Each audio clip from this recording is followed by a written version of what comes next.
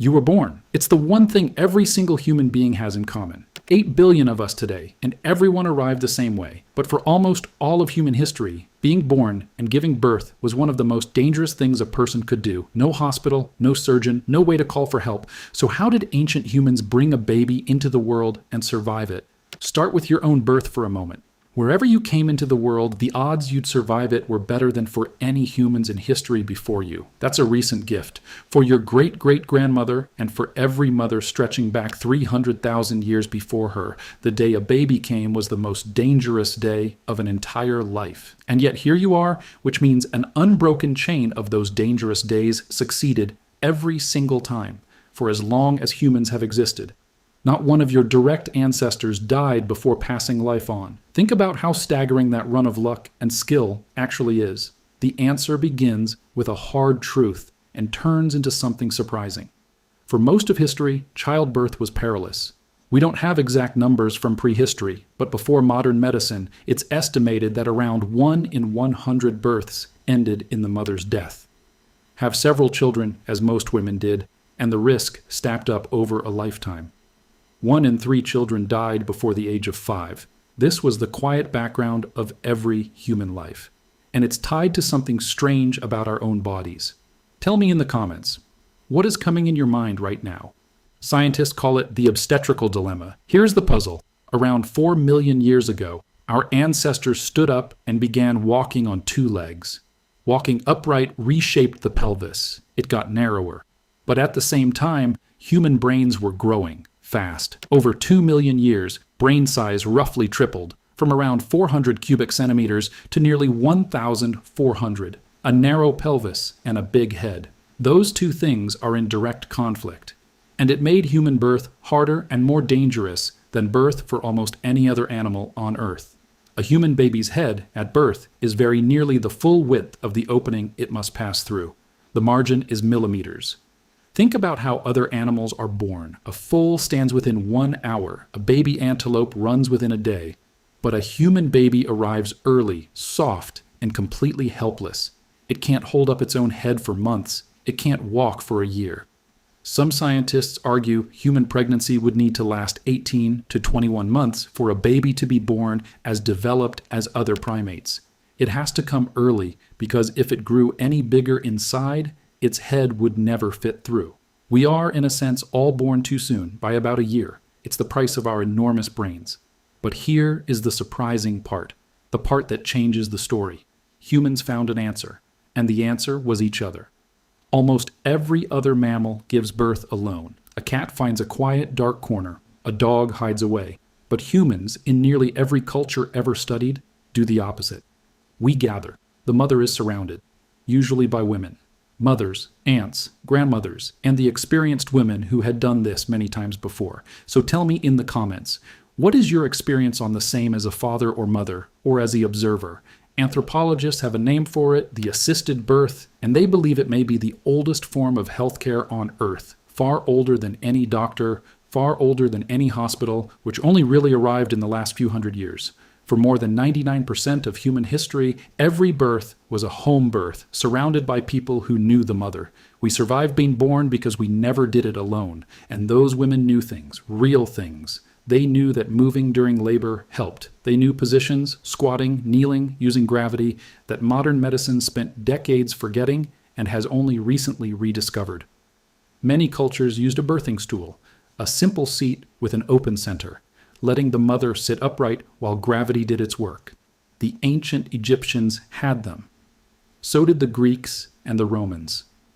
There's a famous carving in an Egyptian temple, over 2,000 years old, showing a woman giving birth on exactly such a stool. The idea is ancient, and it was a good one. The knowledge ran deep, and it had to.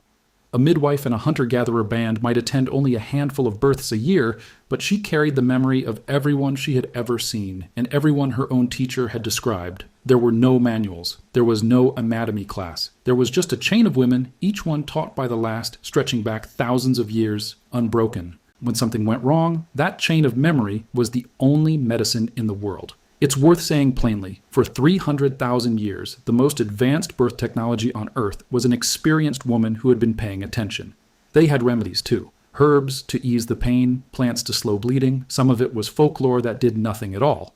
But some genuinely worked. Certain plants really do contain compounds that affect the body in the ways the midwives hoped. They had worked it out over thousands of years, by watching, by remembering, by passing it down, woman to woman, with no books at all. So tell me in the comments and share your thoughts coming into the mind right now. And there's a deeper reason humans gather at a birth written into our biology. It's an idea scientists call the grandmother hypothesis. Here's the strange thing it tries to explain. In almost every animal, females can reproduce until close to the end of their lives. Humans are one of the very few exceptions. A woman's fertility ends decades before her life does. Why would evolution keep a person alive for 20, 30 years after they can no longer have children? The answer may be that those women were not spare at all. They were essential. The experienced grandmother who had given birth herself and attended dozens of others was the single most valuable person in the room when a new mother went into labor. And the numbers back it up. Studies of historical populations have found that the survival of a grandmother measurably improved the survival of her grandchildren. In some records, having a living maternal grandmother nearby cut a child's risk of dying significantly. She knew what to do when a birth went wrong. She knew which herbs, which positions, which signs of danger. In a world with no doctors, a grandmother was a walking hospital built over a lifetime. We may have evolved long old age precisely because old women kept young mothers and their babies alive, and they wrapped the whole thing in ritual.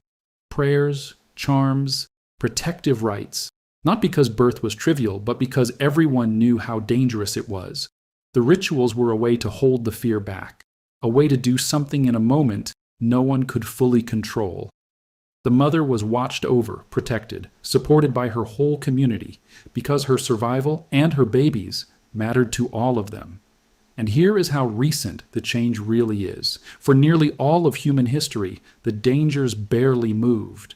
As late as the year 1900, in a country as wealthy as the United States, around 1 in 100 births still killed the mother, and roughly 1 in 10 babies died before their first birthday.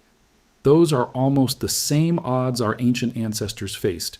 The real change came in just the last 100 years, with antiseptics, with an understanding of infection, with blood transfusion and modern surgery. Today, in wealthy countries, maternal death has fallen by more than 99%. 100 years ago, your great-grandmother gave birth with odds not far from a Stone Age mother's. You are standing on the very edge of a change that is only a few generations old.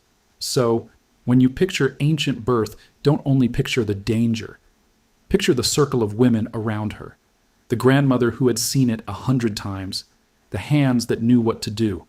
Thousands of years of knowledge present in that room. It was frightening, but it was never lonely. And that thread reaches all the way to you. If you were born in a hospital, there were still people in that room, a midwife, a nurse, someone holding a hand. We added the machines and the surgery and the safety, and they have saved millions of lives. But underneath all of it is the same ancient thing, a human arriving and other humans gathered close to help. We didn't invent that. We inherited it. The very first thing that ever happened to you is the same thing that happened 300,000 years ago. You were caught by waiting hands. So tell me in the comments and subscribe the channel now. Were you ever in that room when a new person arrived or waiting just outside it? It's the oldest gathering humans have.